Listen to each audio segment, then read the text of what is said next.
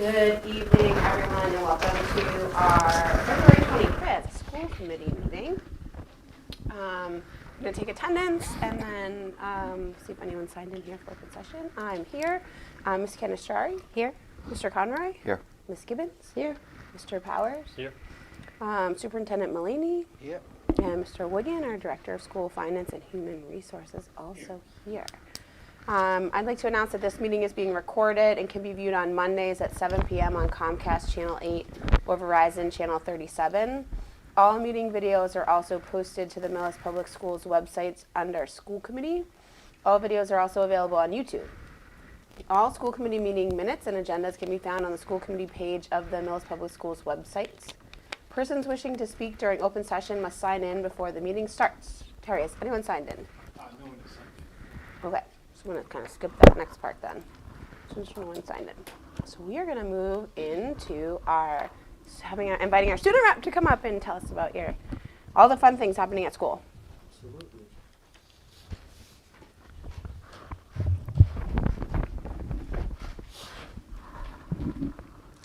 Hello everyone, my name is Nicholas Roy and I'm the student representative, and today I'll be giving you guys a brief overview of things that are happening and things that are coming up. So coming back from February break, which was last week, the high school has gotten back into the swing of things with preparations for upcoming events and MCAS, which is coming up pretty soon. Also, we are continuing work with the sophomore research project. So students for the sophomore research project have been introduced to the project, and we've also started selecting our various topics. And then entering March, we are going to start developing the broad research questions to guide our projects.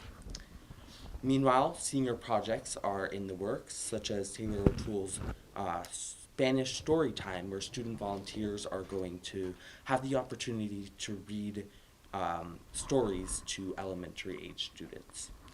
Along with Daniel Delaney's senior project, who is accepting donations for Love Pug Foundation, which provides help, care, and homes for animals in need. Looking ahead, on March 10th, there will be no school for students because of a professional development day, and something exciting coming up is March Madness, which will have a lot of events in March that'll be show the school spirit. And then some upcoming important deadlines: STEAM and Global Scholars applications are due on Friday, and spring sports registration closes on the 10th of March. For sports, tonight is the preliminary round of the MIAA D4 boys basketball tournament against Smith Vocational Tech School. The girls ice hockey co-op with Hopkinton is also playing against Medfield tonight. And some other successes for sports recently include boys and girls basketball qualified for state tournament. Freshman Kiara Davis qualified for state ski race at Berkshire East today. And some winter TVI awards for various sports include Jack Carter, Sean Ryan, Lindsey Gratton, Shaylin Conroy, Harrison Lower, and Avery Hubble. That's all I have for you guys today. Do you guys have any questions? No, Thank you. Thank so you. much. All right. And we have our teacher rep, Ms. Baptiste.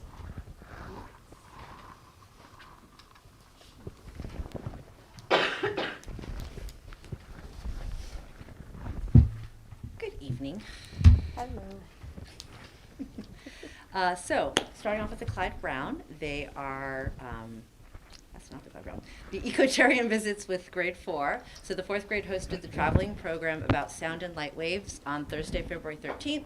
Students had the opportunity to have a hands-on experience by participating in different experiments, including making slime dance. So a big shout out to the Home and School Association for funding this particular enrichment activity. They are kicking off their booster-thon this week, and it will culminate with the fun run on the 7th of March. And a different light and sound program from the Children's Museum in Easton visited the grade 1 students today. The students enjoyed 2 hands-on experiences, so they got to construct a harmonica and a kaleidoscope. So again, a big shout out to the Home and School Association for funding that presentation. I can tell you the harmonica works great. Do you have one at home? I sure do. Excellent. It's been on blast since the moment he came in the door, so. Fabulous. Good to know. Well, I'm very excited to hear Yes. that. At the middle school, we are happy to announce that Mara Robinson has been recognized as one of the top 100 Magic School AI users in Massachusetts out of over 19,000 educators, and due to her extensive work with her 6th grade classes, and she has received a complimentary code for 3 months of Magic School Premium, which is kind of nice because it costs a lot of money. So that is exciting for Mara. In grade 8, the students in ELA are exploring the Harlem Renaissance and Langston Hughes. In grade 8 civics, they are studying the lawmaking process in the U.S. government. And the Spanish classes are doing a running dictation activity. So it sounds rather complicated, but it somehow manages to get reading, writing, speaking, listening, and your PE all into one. So one kid goes up to the board, memorizes a sentence, returns to the group. The kid has to write down what the kid memorized, and then somebody else has to read it out loud, and then somebody else has to like answer it. So it sounds quite aerobic, quite honestly. So ultimately, though, the good news was all the kids were 100% engaged in the activity, which is what we want to hear because that's how we learn. Down in grade 7 land, we've got the STEAM Fair coming on Wednesday, March 12th, so that is exciting. There will also be, so that'll be right after school for the judging, and then there'll be an open house that evening for friends and family to come in and take a look at all of the fabulous projects. And grade 7 Spanish is currently wrapping up their unit on foods that they're going to eat. And in math, they are finally starting geometry, so they're writing equations and working in angle pairs. So that sounds like fun. Grade 6 is planning a trip to the Titanic exhibit in April. And the science students have finished designing products to help them survive on other planets. So we might need some of those eventually, I don't know. And also in grade 6, they completed an in-depth exploration of Still I Rise, where they're looking at bias and resilience. So the grade 6-7 dance is this Friday. I've heard lots of buzz. We're very excited about this. I had lots of hands go up at dance. Who's going to the dance? They all put their hands up. And then next week kicks off the middle school's Compassion in Action event. So starting Monday, March 3rd, students will participate in a week-long event to foster a sense of community and service while having fun. So we'll have some more updates on that. I know most of the middle school staff has donated a wonderful variety of either time with them or prizes for the students to help get them really invested and involved.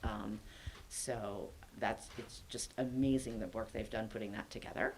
So prior to February vacation, Mr. Craby's law classes and Miss Ziemba's sociology classes headed to the MCI Norfolk Project Youth Program at the jail. So so the program is the longest continually operating correctional-based youth outreach program in the nation and is offered to inmates in the medium security level facility. So what happens is the students get to go to the jail and the inmates will share their life stories, decisions they've made, and ultimately the consequences that have landed them in the medium security prison. And so the feedback from the students is generally very, very positive when they come in, and there are no questions that are off limits. So the students are basically allowed to ask whatever they want, and the inmates are going to answer them truthfully. So the kids come back really kind of fascinated by how quickly a life trajectory can send you in the wrong direction, so to speak.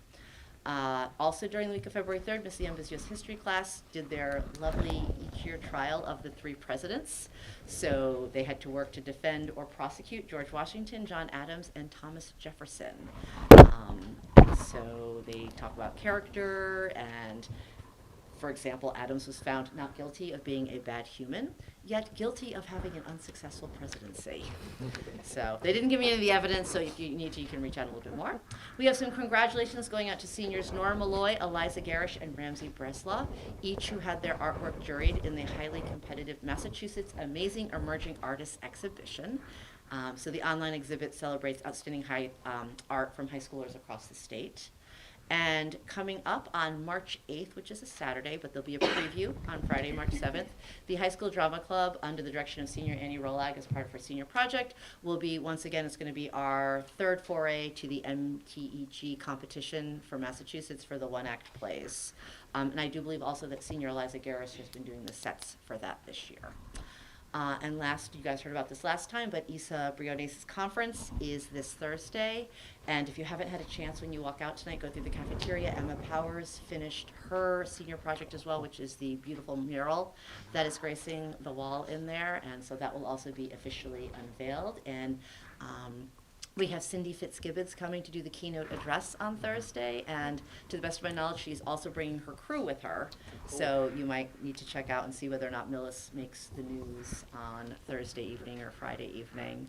And I'll just say, and I'm sure you know from her presentation, Isa has done a phenomenal job organizing this. Like, it's an absolutely amazing conference that she has pulled together. She's got 115 students coming from the variety of school districts.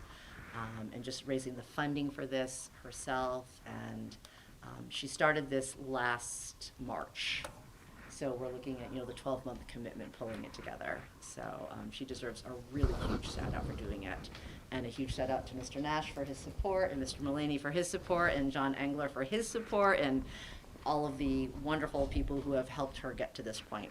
So any questions for me? I actually have a late breaker. Ooh, That came is it out a basketball today. score? No, the Oh. basketball team, boys basketball team did win. All right, excellent. So they're playing Lynn Tech on Friday. So a trip to Lynn on Friday night, always a joy. Today we learned that senior Olivia Fong was selected as the 2025 Massachusetts Secondary School Athletic Directors Association Scholar Athlete Essay Award winner. Nice. And so Olivia receives a $500 scholarship for that, and will go on to represent Massachusetts in the national competition.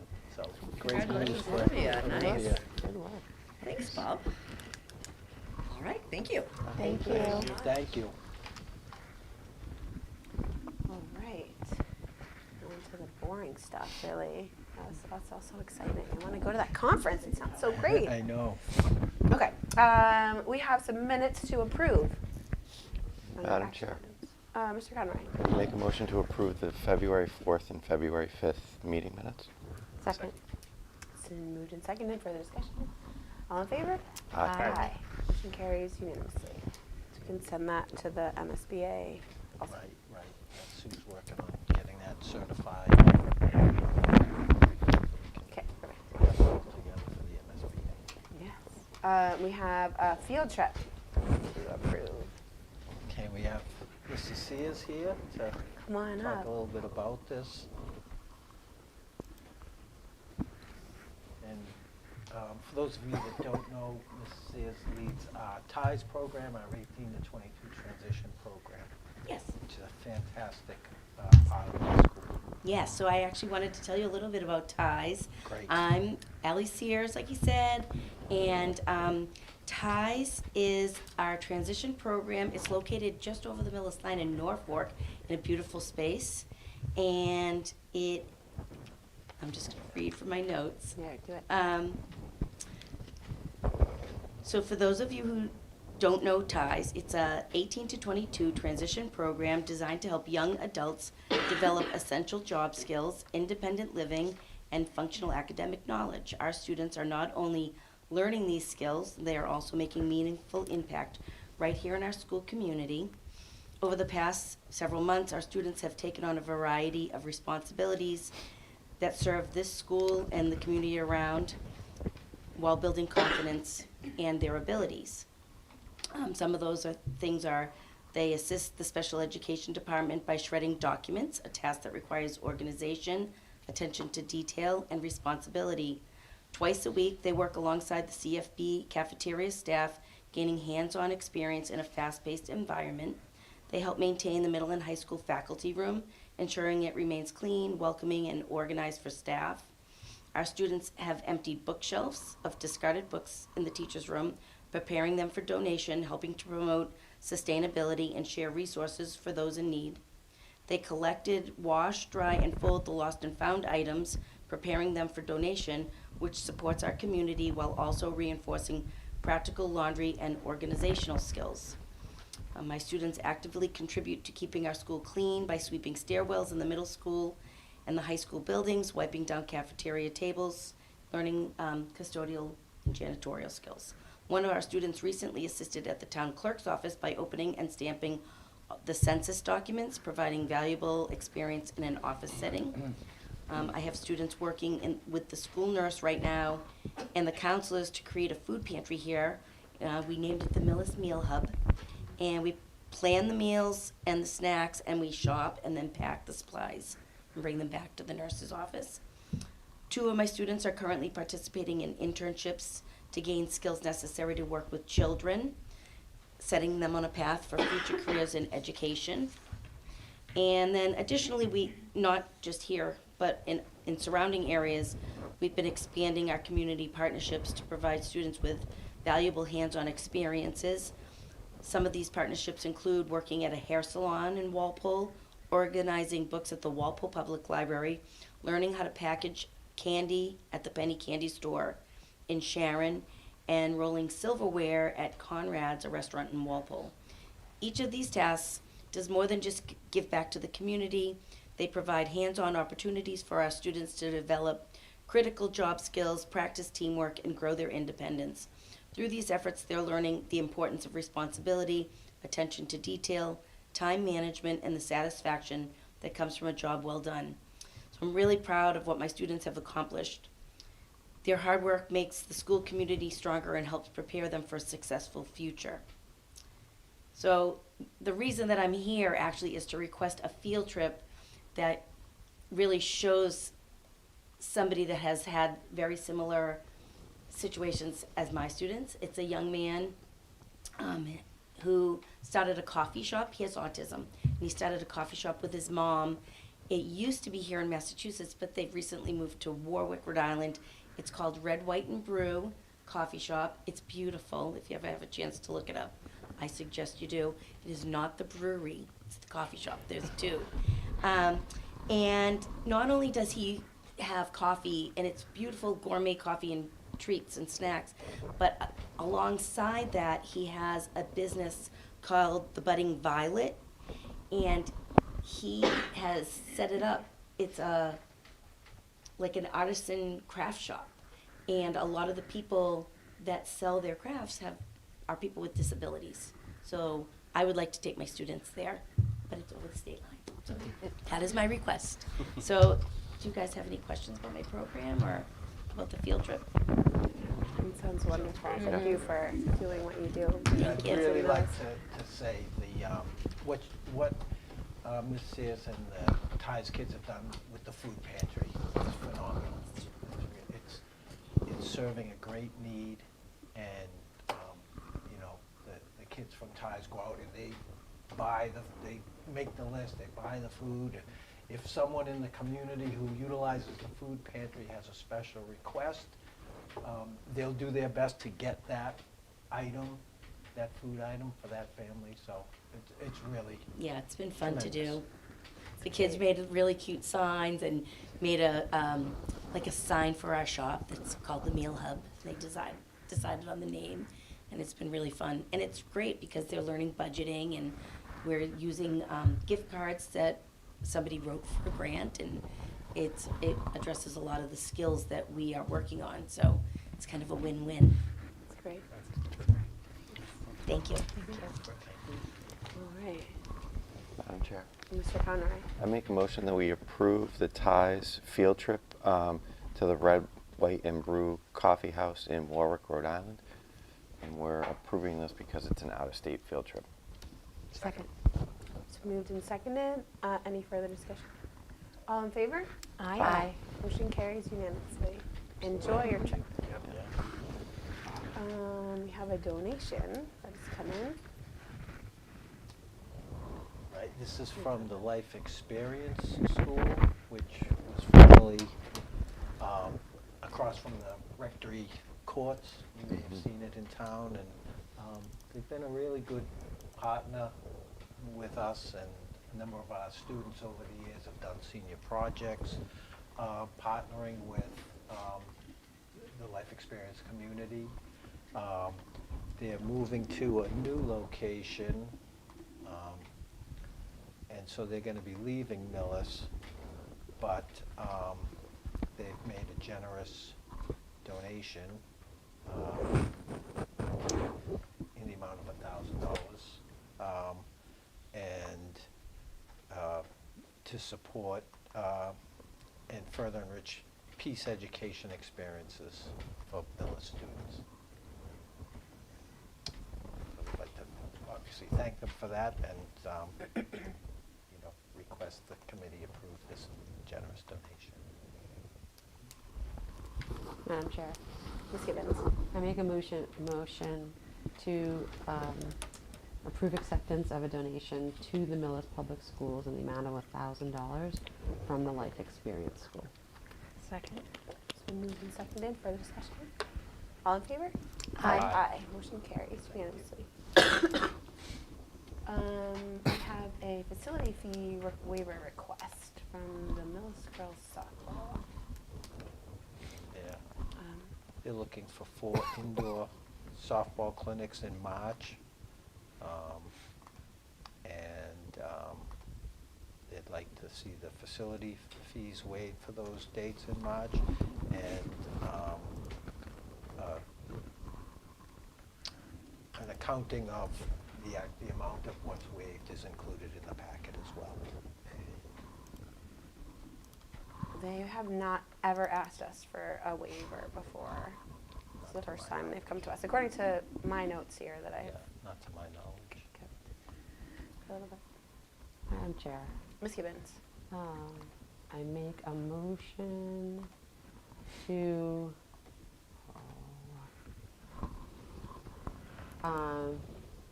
approve the facility fee waiver request from the Millis Girls Softball League for use of the middle high school gym on 4 occasions.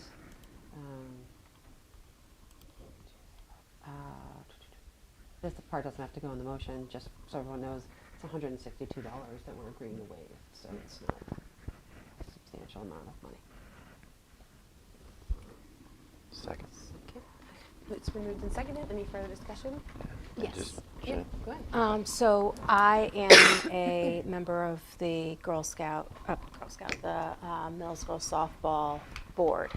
So I can recuse myself from this, but I can tell you by waiving the fees, that will help keep the registration costs down for the families of the girls who play softball, and the money that they also save, the board, goes towards the fields. I don't know if you're aware, but the town does the mowing for the softball fields, but the Millis Girls Softball Board pays for the maintenance of the actual fields themselves, and the instructional field, which is closest to the Clyde Brown entrance, is going to be redone this year. So there's a lot of high costs this year, so this would be helpful because we really don't want to have to raise membership or registration fees on the families. And and that's exactly why we've historically always waived or at least reduced to 50% fees for Millis athletic programs, whether it's Millis youth basketball, softball, baseball, flag football, whatever it is because ultimately it's saving Millis residents money in the fees that they're going to have to pay for the extracurricular activities, and by and large, they all, same with the camps that both basketball coaches run in the summer, they invest the money back in to the town, to the school. It's the dollars that we're talking about are just not that significant, and it's not significant enough that it impacts the school's budget in any way. And this isn't going to interfere with any of our softball, or baseball, or other things in the things. It's I all We've worked it figured out out with the everything's schedule, good. yes. Just so that everybody knows. It's tough getting everyone in there. Yeah, and This is- typically we don't waive custodial fees.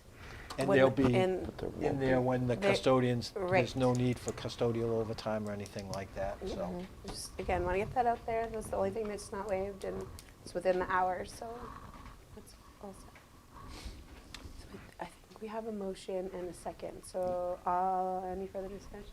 Do you want me to vote or recuse myself since I'm on the board? You don't have to recuse yourself. Okay. That's fine. We generally, historically, we've always had at least a majority. At least a majority of the board has kids in Yeah. one of these going on. It's just, Okay. yeah. My kid plays in the softball league too. Not on the board though. I'm not on the board like Shayna. She's an overachiever. Okay, all in favor? Aye. Aye. Motion carries unanimously. And what else we got? Oh, that's the page here. And the last thing on our action items here, we have our changes to the high school program of studies. Mr. Nash, would you like to come to the microphone here? Everyone? Hello.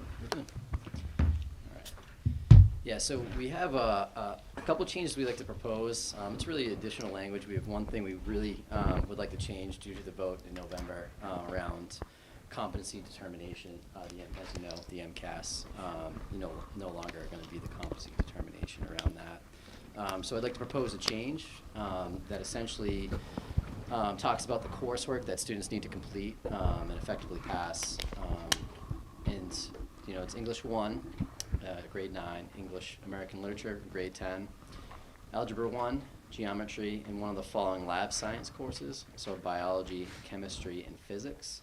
So ultimately, this is the content that the MCAS, was testing, and people had to make sure that they had competency on. So, when talking with, surrounding high schools, this is very similar to what most high schools are doing, and some are still trying to figure that piece out.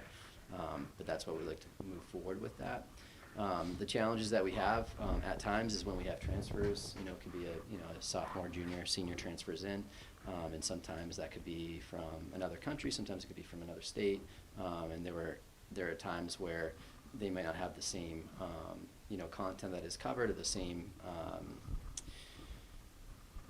pathways that we have. So we also add in some language just around, as a student comes in, either myself or one of our counselors, typically or one of our school counselors, will look at their transcript and what they've completed and determine if it meets the competency determination that we have. And if not, we will look to provide that student with opportunities to meet that before their graduation date on that. Students that have already, essentially passed the competency determination, this would not be an application to them. For the class of 25. For the class of 25. Right. So our senior class. Are there any questions? Is math teacher in the room. I'm one too, so that's awesome. Has Algebra 2 been a graduation requirement? So typically it's not tested in the All right, so on the MCAS piece yeah, of it. my brain But just yes. So there's also there adjusted is the language two. that we're not Yeah. taking out on the courses that they need to pass. Right, and So that's there what is I'm still looking at. extra language in there around that. So this is Yeah. just taking essentially the MCAS language of that pass and just replacing it with this. But we still do have what Millis for the 110 credits. What's required? We're not changing that language. yeah. And that's what the local requirements. Right. That's the local piece of it. So it's, so it's, you still need whatever, 3 years of whatever. Exactly. Yeah. Yeah. Yeah. So still need. Of course, that Yep. makes perfect sense. Questions around that? And just, the state Board of Education met yesterday or today, I believe. They're working on developing a competency determination statewide. That won't take place for at least, I'd be surprised if they have something for next year. So what we have here is probably not a permanent answer, but it's what we need to do right now. So. Any other questions? Well, there's more in there. Oh, That was okay. just the first one. Sorry. Yeah. All right. No I'm just looking at the other things. So the second thing that we'd like to just talk about is, so we do have 2 different scholars program where students graduate with that recognition, both our STEAM scholars as well as our global scholars.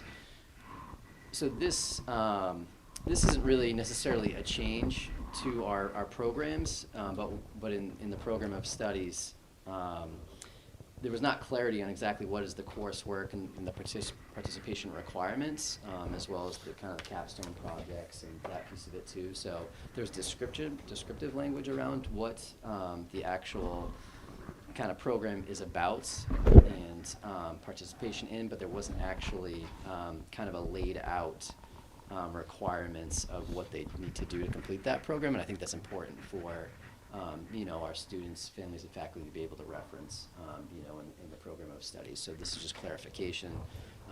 These really aren't changes, and this is typically what's presented to students by our staff, that they go through. So this isn't anything necessarily new. It's now we're just putting it into the program of study so that it is laid out and people understand what our expectations are. So we're just trying to bring more clarity and transparency to the programs on that. And really, if I just run through quickly, it's just the coursework there, is up at the top for the STEAM. There's an advisory and flex block component that they participate in. There's also for the STEAM, there's the junior kind of job shadow and interview. The capstone projects, most of them typically have a STEAM component to their senior project, but they could do another capstone project if they would like. It doesn't have to be tied to their senior project. I don't know if we ever had anyone do that. Yeah, I don't know that. Yeah. I don't know that would No. make any sense. Yeah. Right. Yeah, Right. exactly. And So I don't Can I do 2? It's no small Yeah. amount of work. And then also, we just encourage, obviously it's a requirement to be in one of the STEAM, and STEAM just stands for science, technology, engineering, art, and mathematics for anyone out there wondering what that is. But basically the clubs that they need to participate in too, to show their, participation in that. And then on the Global Scholars Program, once again, it's the coursework there, the participation in the academic world quest, meeting with their mentor, and then also club participation, as well as some attendance and reflections that they need to complete for remaining in the program and graduating with the designation of a scholar in that piece. So we're just once again trying to bring transparency to that piece of it.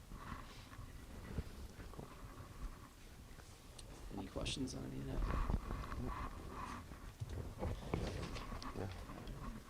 All right, so moving on, this is the fun and exciting part, I would say. So our science department worked really hard to get an interest of where our student interests lie around science. So I was really impressed by the work that they did, and they did do a survey on what students' interests, kind of lie, and we've noticed that some of our students are leaning more toward wanting to learn more about environmental science. So we are going to offer, as long as we're approved, the advanced placement environmental science. So Kathleen Streck, one of our teachers here, has taught the course and brought this idea, to present. And, we're really excited about it. We think that it brings another level. We know we've received some parent feedback just about offering more APs. So we thought this would be a great area to do it in. And based off the interest level that our science department had gotten it, we definitely have enough for a full section, which we thought would be great. And then, for, coursework, there would be, cost for books and things like that, and we feel as though we've budgeted correctly for next year for that. So we'd really like to move forward with the AP Environmental Science course. The other course that you see there, I feel like we're really excited about this one. This is a really different idea, and I think this is going to be something that's really special to Millis. I haven't seen anything like this in any of the other districts, and I think this is where we're unique. And so it's the Elementary to Science Methods course. And so we are going to offer that at the honors, the CP1 and the CP2 level, and those will be offered at the same time during the same section on that piece. But ultimately, so it was Ms. Cabise's idea, I have to say that, piece of it, she really kind of fleshed this out. And I've been working with my counterpart over at CFB and trying to see what this would actually look like. But ultimately, we've noticed that there are a lot of students that are looking to kind of get into the education field or teaching. A lot of senior projects are kind of drifted that way, or they want to participate in that. And then participation between the high school and CFB.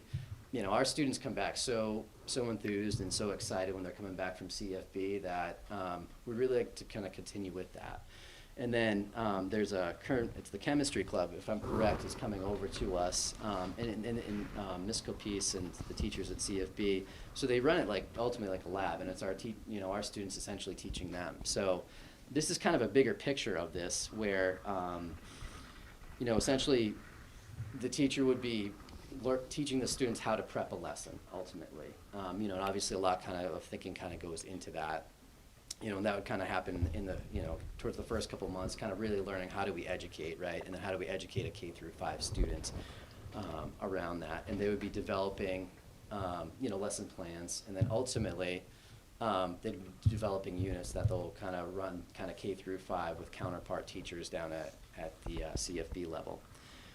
So obviously we want to make sure that these meet the standards for our students, so this would be considered a lab, but we also want to make sure that we meet with the K through 5 standards as well. So that's something that the students would want to master and then kind of be able to build units around and be able ultimately to deliver.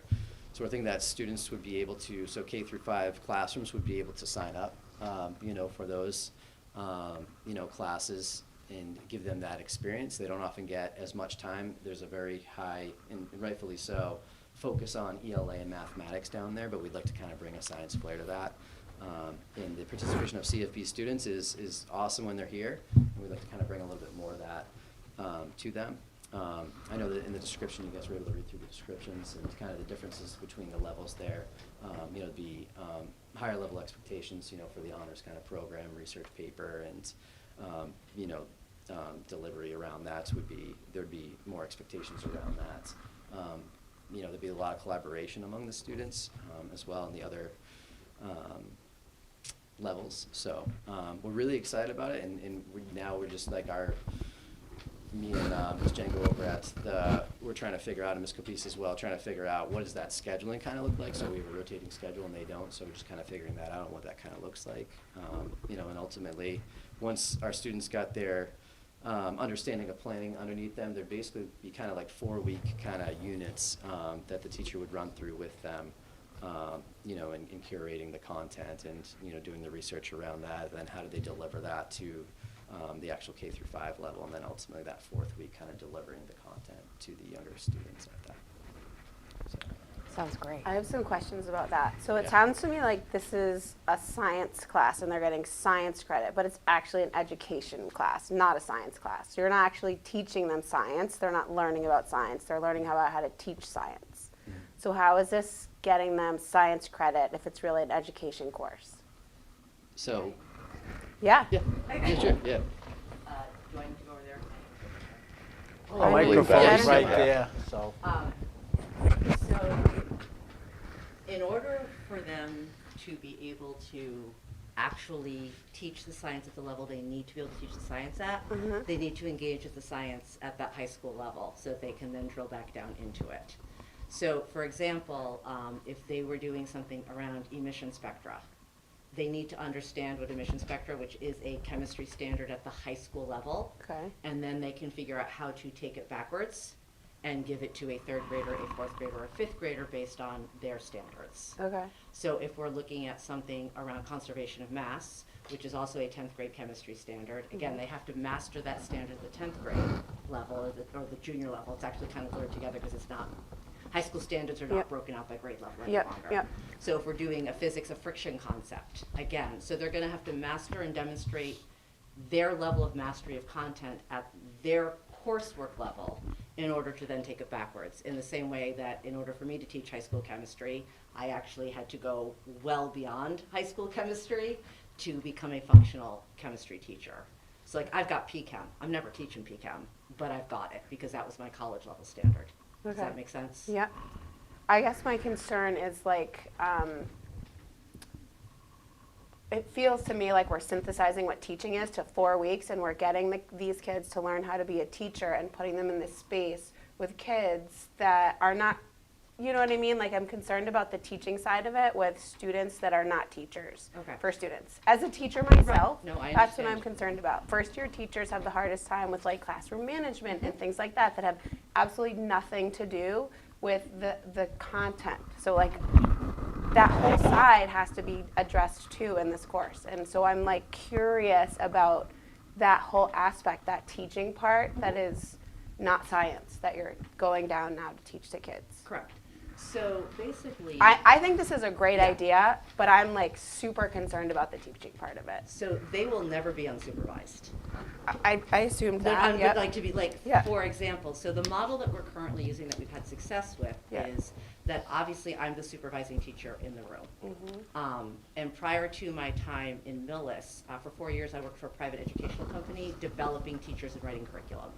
So I have experience in teaching methods and things of this nature, K to 12.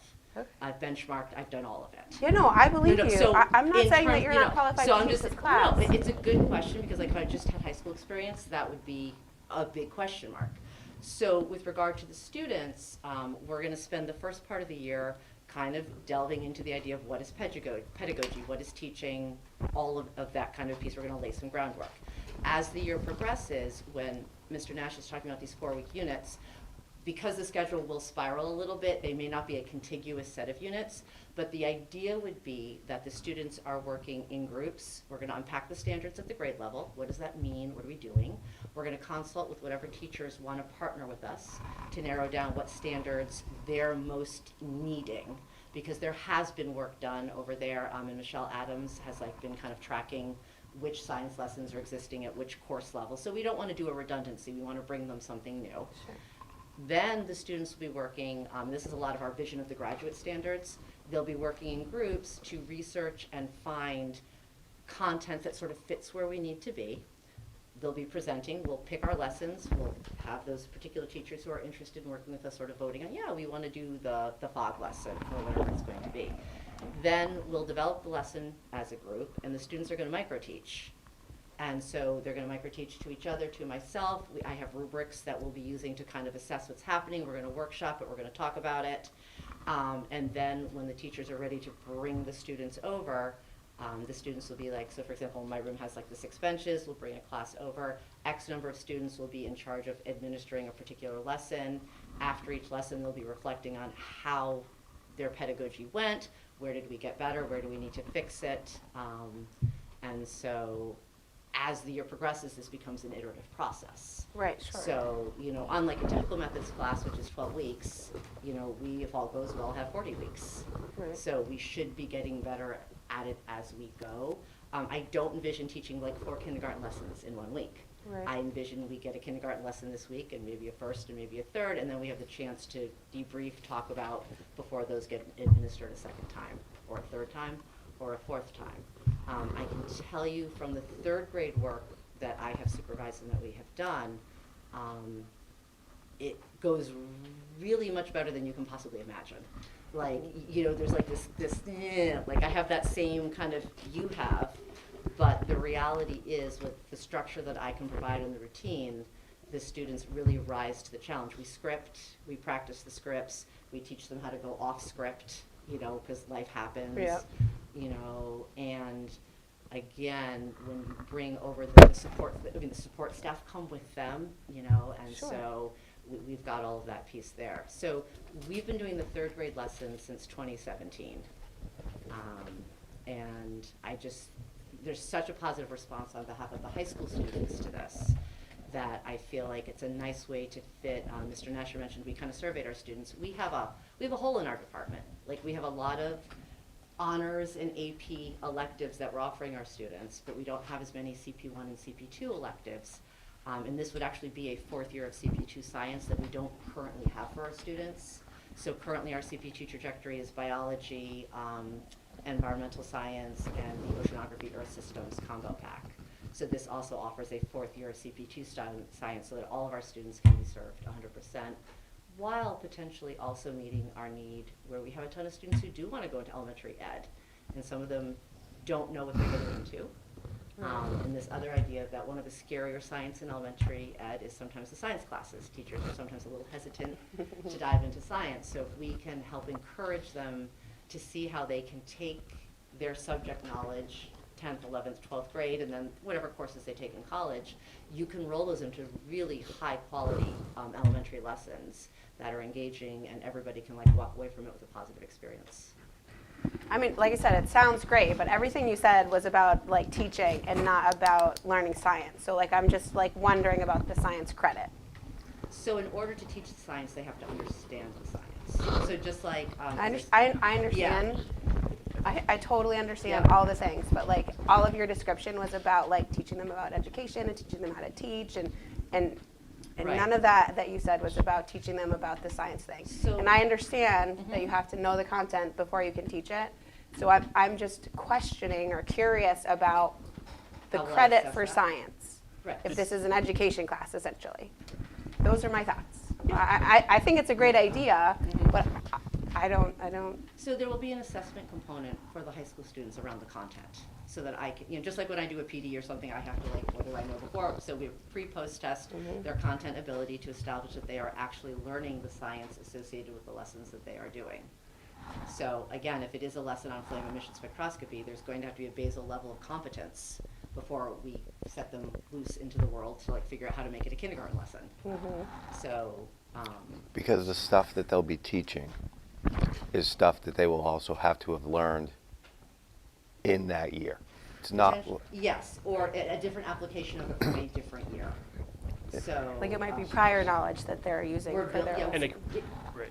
It could be, but we're gonna build on And it. I think, kind of, this sounds fantastic, right? Like, the description itself doesn't read like a science course. I think that might, to kind of like, so when I read it, I see that point. Like, it doesn't, like, if I was to read this, looking with a student, I'm like, well, I'm not sure based on this, what science is there. So whether tweaking the description of it a little bit so that it's kind of, so that it's there. I don't see it as a negative. It just, when I read it, I've read lots of programs of studies, and like, it sounds like a science. It sounds like there's teaching science, but just having something that kind of like lays out a little bit of what the science content itself is that they're learning before they go teach. I know that the standards are referenced, but it might just make it a little clearer description overall. I was thinking. One other question: how does what would the profile of a 10th grader taking this course be versus a 12th grader taking the So a course? 10th grader probably wouldn't take the course. Gotcha. It would probably be our 11th and 12th graders. Gotcha. Since it is more of a kind of an upper level elective. And the trajectory in our current science department is that the first years will come in, they will be successful in a biology class. Right. Then they will either move to an environmental science class or a chemistry class. And so after that, if they're staying in that CP2 track, this could be an option for them in their CP2 level, but, or they could come out of chemistry and go back into there. But a lot of our environmental science students who are at the CP1 track actually go into chemistry before they come into the electives as well. Right. So this is really, other than the possible exceptional case of a student who's come in with a lot more science than we're expecting, which does happen, Yeah. this would be a junior, senior level elective. So And yeah. there's also a maturity piece there. Yeah, that makes sense. I mean, I'm just looking at the grades that it's set up for. I was curious about that, the 10th, 11th, 12th. I don't So think the 10th needs is to be- generally more the idea of we have a student who's come in from a different type of a programming where they had more opportunities in middle school, Right. rolling into high school. Right. And we've had that happen. We've had students coming in with physics and chemistry, whether it's a physics first and a chem, what have you. And the idea that there's a CP2 level course for students who may be interested in teaching, but they may not think that they can even start going towards that if they're in CP2 courses. Like just the idea of opening that up and that opportunity. I mean, I think this is fantastic.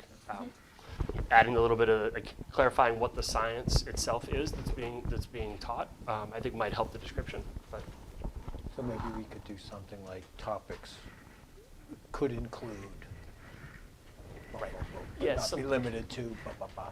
Okay, we can put a phrasing like that, absolutely. is it a lab science? Yes, course? it'll be very hands-on. Gotcha.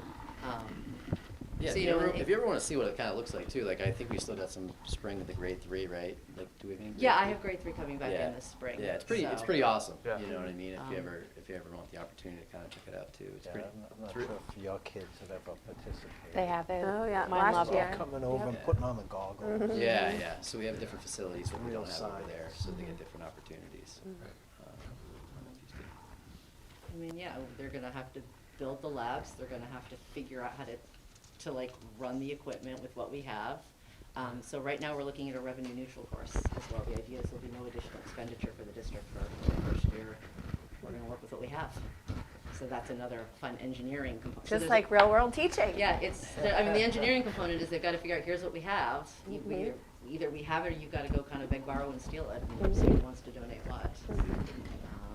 But I do reiterate, like, it's, for the lessons we do in 3rd grade, the students have to have a higher level mastery of the science in order to be prepared to do it. And so I am 100% confident that they're going to get expertise in science that they don't have coming into the class. That the old, if you really want to learn something, teach it. Yeah, that's right. Yeah. That's how I learned chemistry now. You just said. That's not true. That's how I figured out the valence electrons eventually. Extra hours here. It reads like a course that might need college application, admissions, whatever. They're going to read it and go, what in the world is this? Like, it's a course that's going to need that extra description. Like, I've seen some of those over the years where the name of it's like, I have no idea what this means, but it's all one, it's like all levels in the same room, right? I think our students will that's benefit great. from those kind Yeah, of, I that. agree. We Yep. do a lot of mixed level courses. I just don't think we've had one that's all 3 levels in one room before. Right.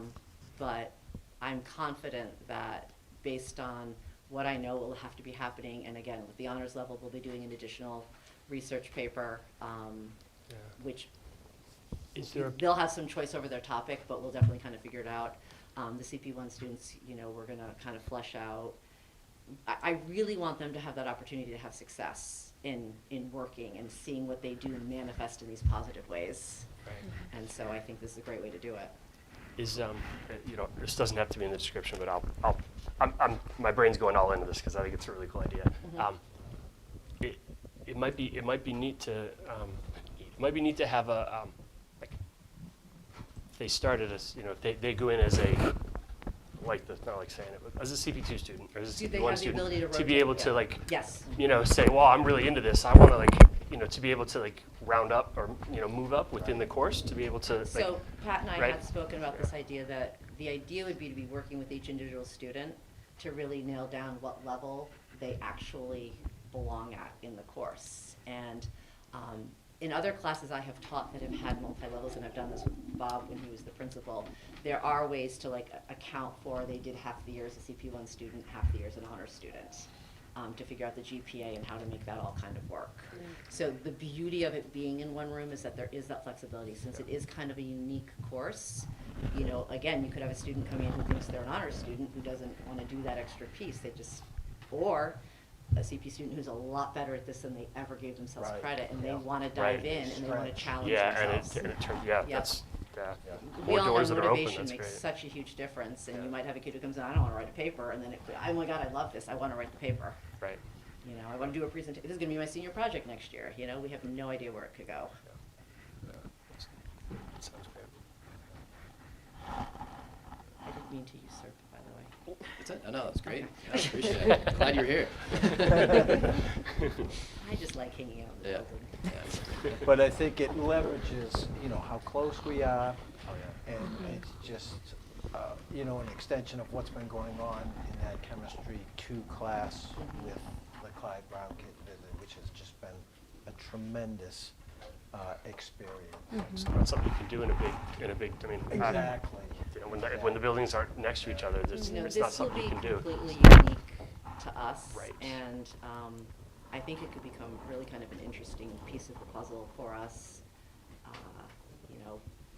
Maybe some kids will want to stay because they've got this different opportunity Right. to do, and we can give it the shot, and then we can revisit it in the spring and see what modifications are needed if it moves forward. the word I used when I was pitching it to Pat is I'm extremely flexible.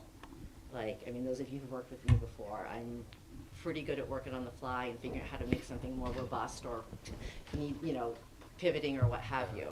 And so I think just giving our students the opportunity to experience this could be really fascinating.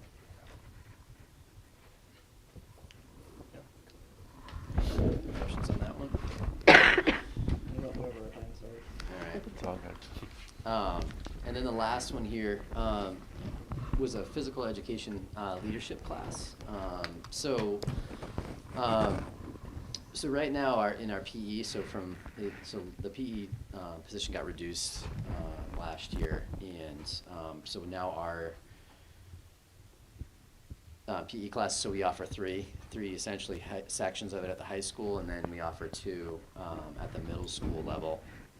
And we are trying to get as many of our students involved in PE. In the interest area too, and kind of moving that, and we've noticed with Mr. Fallon that there's some students that really kind of want to develop those kind of leadership skills. So the next course that we're going to propose was the physical education leadership class, and essentially this is a class where the high school students have an opportunity to develop their leadership skills by assisting the PE teacher, Mr. Fallon. This isn't as the last one was really intense around kind of education that we kind of pointed out on that piece. And this isn't so much like planning to be a teacher. This is more the leadership kind of roles, and then still participating and being a good role model for our middle school students. So this would look more like, do we have a group of 2 to 3 high school students that are modeling kind of for our middle school students? They may run that.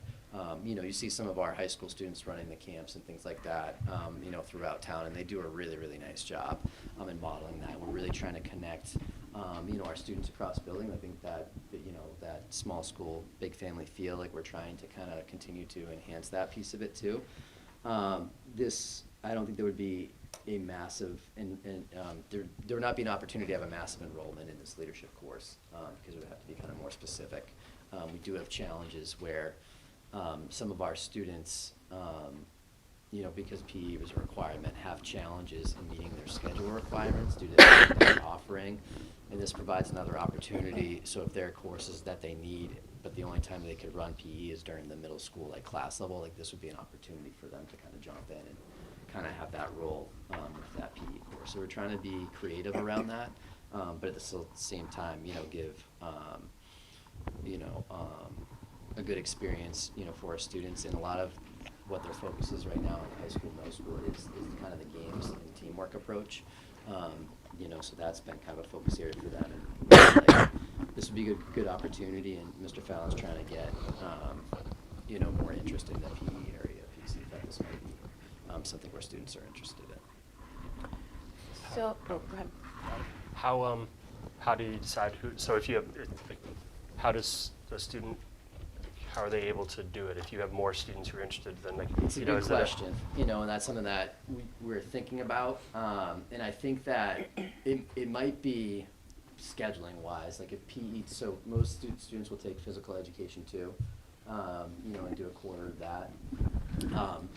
Maybe that they have physical education too, and then they want to do another quarter of PE. Right now, we don't really have that option. Like some schools, you do it throughout the year. We don't have that ability to do that right now because of our sections and the cutting of a PE position teacher. Right. So like this could be an additional one that they have that piece. So I think it would be, trying to garner student interest is what we do when we kind of create the courses, and then see, can we align that kind of piece, and there might have to be a lottery system around that, or is it a rotation each quarter around that? Yeah. And it is going to be limited because middle school PE only meets period 6 and 7. Right. Yeah, So that's what I was You don't, So that'll limit it you to begin don't, with, yeah. Right. So, and it's kind of built along the lines of something we used to have when, before we had to make those cuts. We had a leadership and outdoor pursuits class, which was a phys ed elective, and generally students took 1 year. It was a whole year class. Some of the kids who really excelled in that were able to take it a second year and be leaders in that class to assist the teacher. So this is kind of along that same vein. But it is really like you got to fit in the box. And so we're not anticipating 30 students. Yeah, I've worked in a school where there was a PE leader program with a course where students were could do that in at all high school. That was not with the middle school involved. And that's what made me curious about how and just as a, not that you'd want to have to think about it like this, but the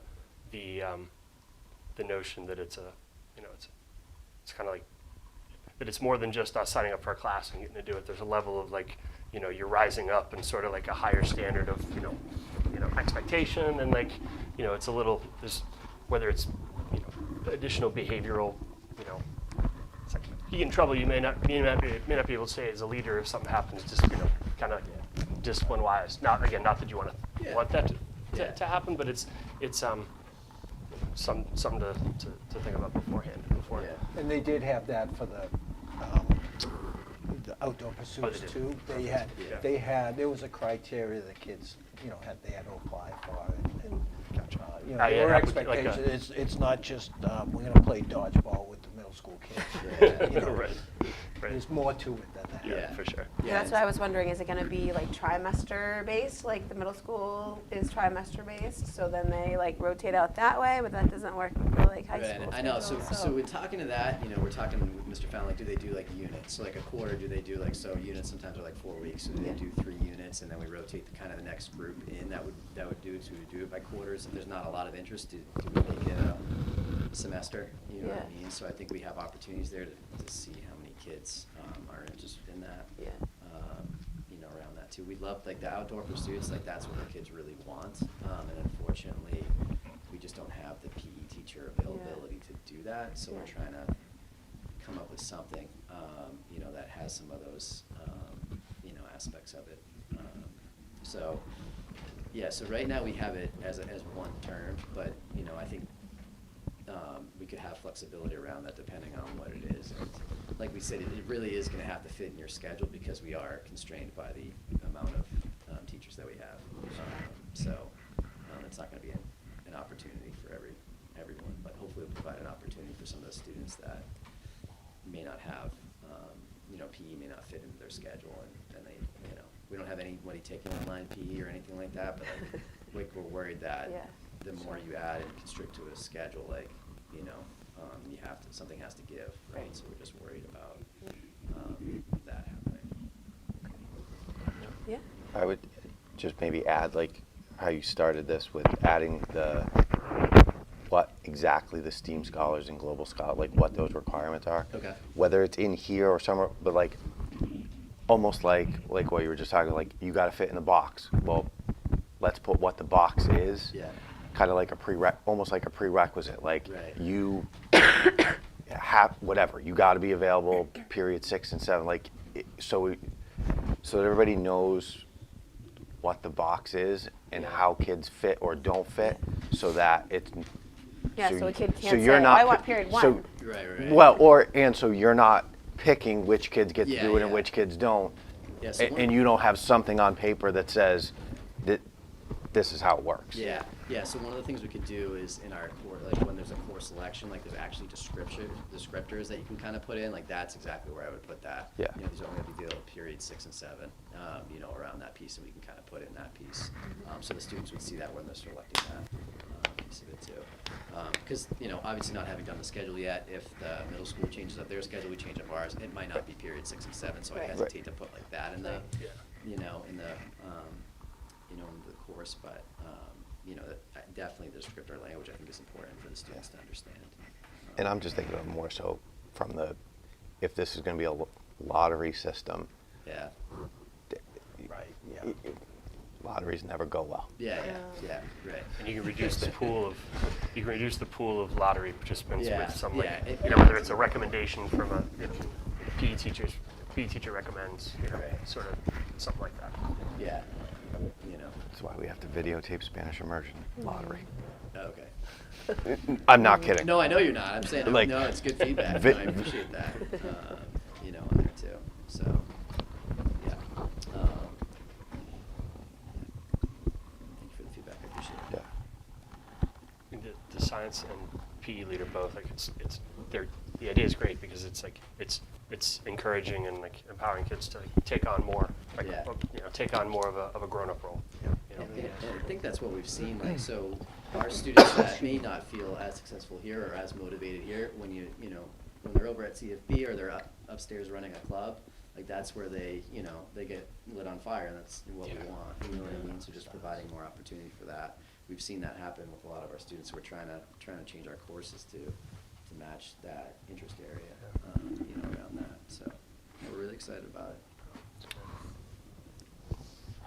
And of course, all proposed courses, it all boils down to staffing and. Yeah, right. Yep, So some sure. of these That right, determines so ultimately what it's- runs. Right, Sure. exactly. So we're just trying to get them in that piece. They may not be able to all run, but. But they're definitely excited. All right, any other questions? A motion, Madam Chair, Mr. Conroy. make a motion to approve the changes to the high school program of studies as presented. Second. It's been moved and seconded. Any further discussion? Do we need to, like, if there are going to be edits to the descriptions, do we wait before we approve, or do we, like, if there's, like, Okay. for the science one, like, if there's going to be some, like, if there's going to be more, like, specific, I mean, would you? do we need to? I don't know if we need to. I'm just. I mean, I think we could do pending adjustments, and I can send those to the committee. With amended adjustments, or whatever we can say, right? Yeah, that's what we did. That's what we did. I don't want to. I want to say yes. I just don't want to, like. Yeah. Wait a minute. Yeah. Should we have done it? Yeah, with changes. Yeah. For sure. But I think. Do you want to With see the changes? discussed But do changes. you want to see the changes before they're? I don't. I mean, I don't want to say let's not vote until we see it. I just want to make sure we're not. Well, there's no, procedurally. I mean, No, it's- realistically she's though, changed it. It's just there's the no, courses themselves that are this being- doesn't, but it doesn't, She's, this we isn't see it. She's changed it right there on the computer. it's not imperative that it is voted tonight. So if you want to see the changes, Yeah. we can delay. I don't. Do we have like the timeline for when? So we're Kids going are to gonna be be picking our classes, courses. 'cause- Yeah, so our courses start, in March. Course selection starts in Yeah. March. So Let's- yeah, so March. So then I don't. So we'll I- say as amended by Ms. Copese on the computer right now. I don't care. Sure. Yeah. Sure. You guys wanted the extra language, so I don't, it's just, I could share you into, so basically, the majority of the language stays the same. It has expanded to 2 paragraphs just to kind of account for Bob's suggestion.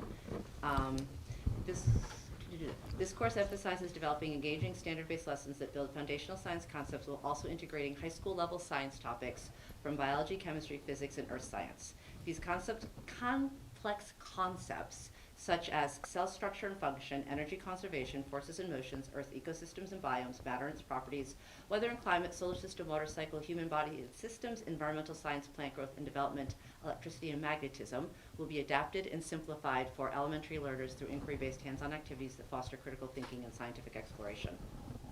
Great. So that's basically been added into each of the 3 descriptions. Okay. Does that fit what you guys were thinking? Yeah. Okay.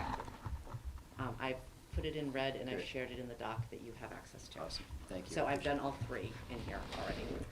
Thank you. All right. thanks. As presented. As Go. As Yep. presented. Okay, any other questions? Okay, all in favor? Aye. Motion carries unanimously. Thank you Thank for you your so much. patience. Thanks with us. very much. Thank you. Appreciate Very it. exciting Thank stuff. Thank you. Thank you, Ms. Copey. Thank you. Thank you. Thank you. Yeah. All right, we are now going to move into our working session, which we are 40 minutes late to work on our budget, which is off camera but open to the public. So anyone is welcome to come and look through all the budget line items with us as we go through this, because we are presenting in a couple of weeks to the select board, right? Or Finance FinCom, committee. sorry, it's the FinCom. And we'll probably do the hearing at the next budget hearing at the next. The next meeting, on the 11th. Okay. So I'm going to work on that. So this is a roll call, right? No, Oh, no. Was it all in favor one? we we actually don't even need to take a We don't vote. need to do that? No voting to move? Right. Okay, we're gonna Yeah. move into our working session. We're gonna be in the conference room down the hall if anyone wants to come and join us. Talk about all that fun stuff. And then we're not gonna return to open session. So we need to adjourn. Okay. Okay. Okay.